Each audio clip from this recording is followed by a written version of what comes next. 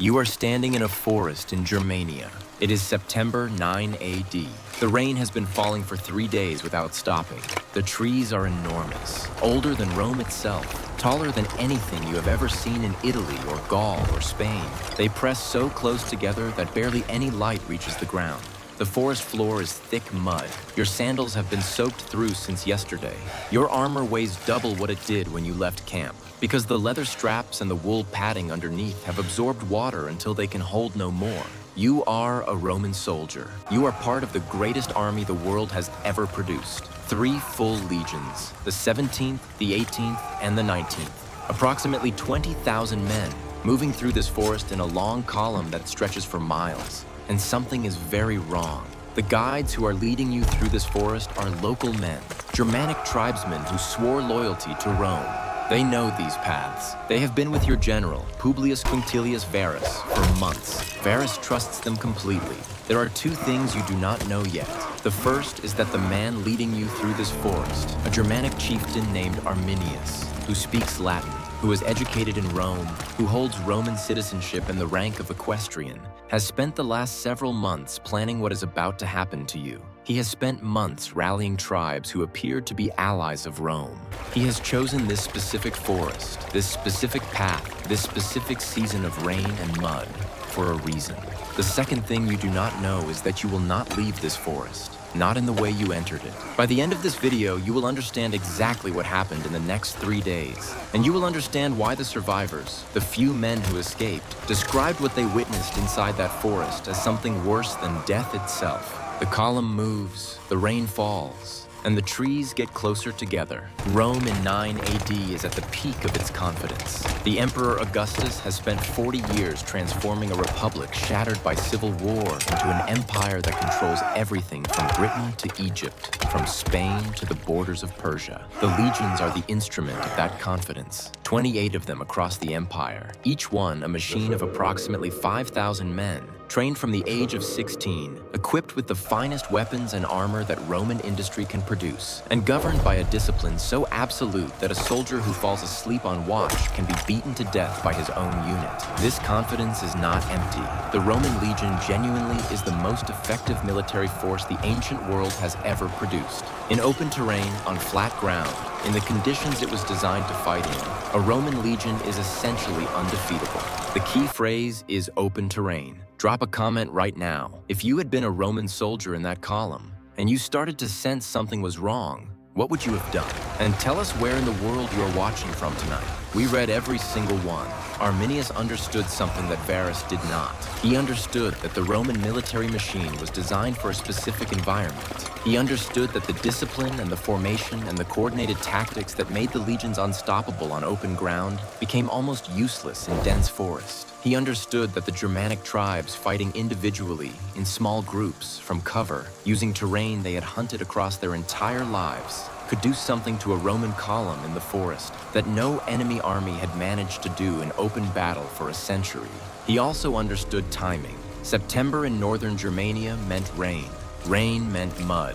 Mud meant that the long Roman column, 20,000 soldiers plus thousands of servants, slaves, women, children, and animals who traveled with any Roman army on the march, would move slowly, would compress into a narrow path between the trees, would lose the ability to form the testudo and the battle lines that Roman tactics depended on. He waited until the column was fully inside the forest. Then he closed the trap. The attack began from every direction at once. Not a charge, not a battle line advancing across a field, screaming out of the trees from both sides of the path simultaneously. Hundreds of Germanic warriors throwing javelins and axes and whatever else came to hand, then melting back into the forest before the Romans could respond, then hitting from a different direction 30 seconds later. The first hour of the ambush was chaos so complete that experienced soldiers who had fought in a dozen campaigns had no framework for what was happening. You could not see where the attack was coming from. You could not form a line because the trees left no room. You could not advance because the path ahead was blocked. You could not retreat because the path behind you had men dying on it. The Roman soldiers did what trained men do when training fails. They pulled toward each other. They tried to form small defensive clusters. They put their shields up and tried to find the enemy to kill. The enemy was never where you were looking. This went on for 3 days. 3 days of moving through the forest under continuous attack, losing men at every step, trying to find open ground that never appeared. The first night they managed to build a camp. Roman soldiers were trained to dig a fortified camp at the end of every march, regardless of conditions, and the discipline held even here. But the camp could not be defended properly because the forest pressed too close. The Germanic warriors attacked through the night. By the second day, the structure of the Roman column had collapsed. The 3 legions were no longer 3 legions. They were a mass of men trying to survive, moving forward because stopping meant dying in place. Varus understood by the second day that there was no escape. The guides had vanished. The path led nowhere useful. The Germanic warriors were everywhere and nowhere, exhausting the Romans without ever committing to a pitched battle that the legions might have won. On the 3rd day, as the forest closed tighter and the rain continued and the mud was thick with Roman blood, Varus made a decision.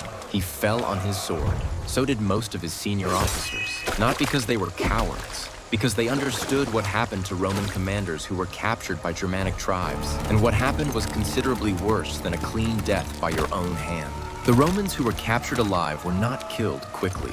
This is the part that the Roman sources describe with a restraint that tells you more than the words do. The Germanic tribes who participated in the ambush were not interested in prisoners as slaves or as bargaining chips. They were interested in prisoners as sacrifices, as demonstrations of power, as messages sent to Rome and to every other tribe in the region about what German resistance meant and what Roman occupation cost. Officers were nailed to trees, specifically to trees, because Germanic religion involved sacred groves, sacred trees, the forest itself as a place of divine power.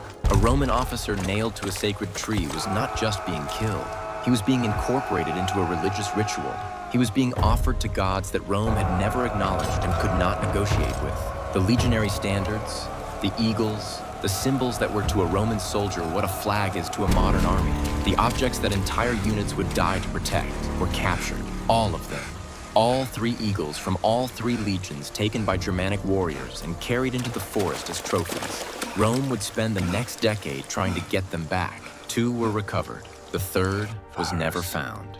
The survivors who escaped, a small number, mostly men at the rear of the column who ran when the first attacks hit and never stopped running, arrived at Roman-held territory with accounts that spread through the empire within weeks. Augustus, the emperor who had rebuilt Rome from the ruins of civil war, who had reigned for 40 years, who was by any measure one of the most capable rulers in human history, when he heard what had happened in the Teutoburg forest, reportedly stopped cutting his hair and his beard.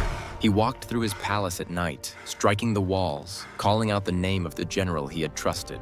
Varus, give me back my legions. He never replaced those 3 legions, the 17th, the 18th, and the 19th. The numbers were never used again in the entire subsequent history of the Roman army. They were retired, erased, a permanent reminder of what had happened in September of 9 AD in a forest in Germania. The Battle of the Teutoburg Forest did not end Roman expansion immediately. Rome continued to campaign in Germania for years afterward.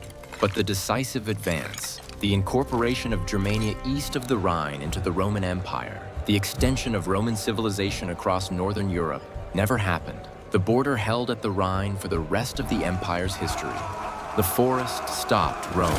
15 years after the ambush, a Roman general named Germanicus led an army back into the Teutoburg forest to retrieve the remains of the fallen soldiers. What his men found is recorded by the historian Tacitus with a quiet horror that is more affecting than any dramatic description. Bones, scattered across miles of forest floor, some in piles where men had tried to make a last stand together, some alone, where individuals had been cut off from the group and died separately, human skulls nailed to trees, the remains of altars where Roman prisoners had been sacrificed, and here and there, the corroded remnants of armor and weapons, equipment that was specifically Roman, marking these scattered bones as men who had marched from Rome or from the provincial towns of Gaul and Spain and Illyria, who had never expected to die in a German forest, who had expected to march back out the other side and continue the work of building an empire. Germanicus ordered his men to bury the remains. They buried what they could find. they could not find everything. The forest was too large and too many years had passed. The Roman soldiers who witnessed that burial, men who were themselves soldiers, who understood what it meant to die in formation, who had seen battle, wept. Tacitus records this. Hardened men, trained from youth to be indifferent to death, standing in the Teutoburg forest and weeping for soldiers who had died 15 years before they arrived. The bones in that forest were not just bones. They were the edge of an empire, the place where Rome's momentum finally stopped. The proof that the most powerful military machine the ancient world had ever built could be unmade by rain and mud and trees, and one man who understood exactly what Rome did not know about itself. Arminius defeated Rome in the Teutoburg forest by understanding one thing that Varus never did. Every strength becomes a weakness in the wrong environment. The discipline that made the legions unbeatable on open ground made them rigid and slow in a forest. The training that produced perfect coordinated formations produced men who had never learned to fight alone by instinct in the dark between trees. The confidence that had carried Rome across 3 continents produced a general who trusted guides he should not have trusted, because trusting them was what Roman confidence looked like when it became Roman arrogance. The 20,000 men who entered that forest were not inferior soldiers. They were, by every objective measure, among the finest soldiers the ancient world ever produced. The forest did not care. Rome never forgot the Teutoburg forest. It stayed in the memory of the empire for 400 more years, a reminder that confidence without knowledge of the ground beneath your feet is not a strength. It is a weight, and a weight in the wrong forest, in the wrong rain, on the wrong path will pull you down. The 17th, the 18th, the 19th, 3 numbers that Rome retired forever. 3 eagles lost in the trees, and 1 forest that stopped an empire. If this made 9 AD feel less like a history lesson and more like something that could happen to anyone who stops paying attention to where they are, share it with someone who needs to see it, and subscribe. Because next week we are going somewhere Rome tried very hard to forget. Inside the Colosseum, not to watch the games, but to understand what the men who fought there were actually thinking. That video is already waiting.